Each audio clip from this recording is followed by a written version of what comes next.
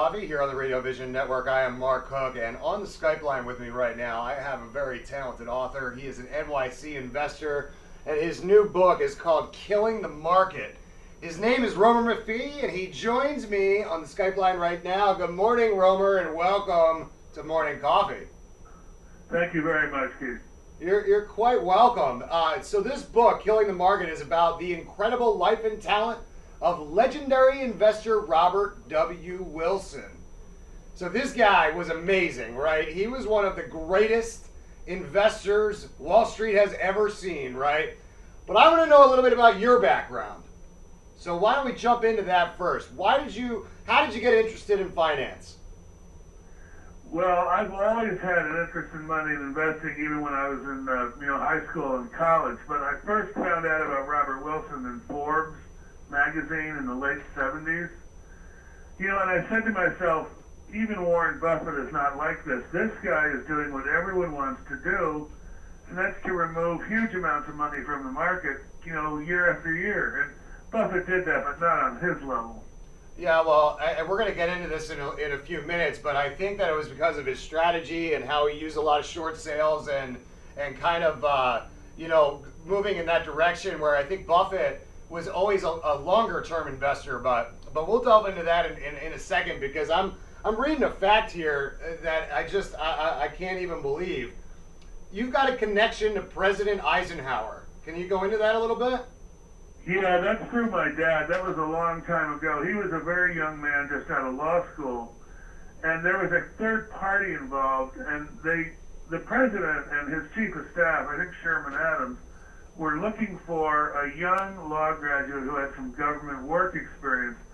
My father had worked for the governor of New Jersey, and suddenly he was spirited down to Washington, and he was working, with Eisenhower. It's just amazing. Yeah, that is just an unbelievable connection. Like you play the 6 Degrees of Kevin Bacon game, like yes. the connection. You're connected to President Eisenhower. That is just that is phenomenal. But when you learned about Robert Wilson, it wasn't just that you learned about what seemed to be like this mythical Wall Street figure. You got to know him personally. Yes, I was very fortunate.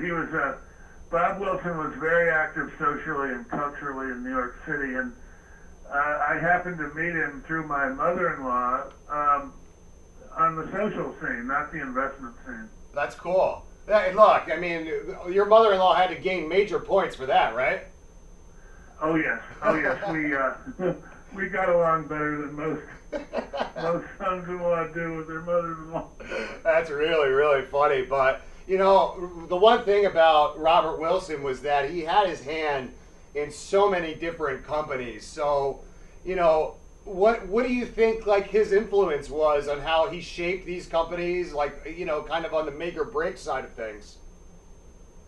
Well, he had good press attention, even though he's not that well known. But at the time, people would find out that Wilson's involved, and he would let them know through the press. And I think a lot of people traded in sympathy with him, just the way they do with Buffett and others today.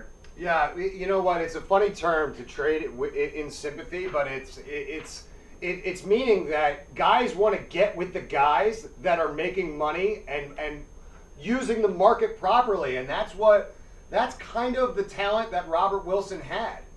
And I think that it's really cool that you're sharing this story with kind of the investors of today. But Roemer, I have to ask you, why is it timely? Why is now the time to write this book?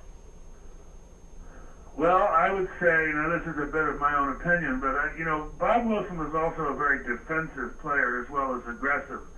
He had a very complicated, multifaceted operation as well. And at the heart of it is this mystery, which is this brilliant ability to pick stocks.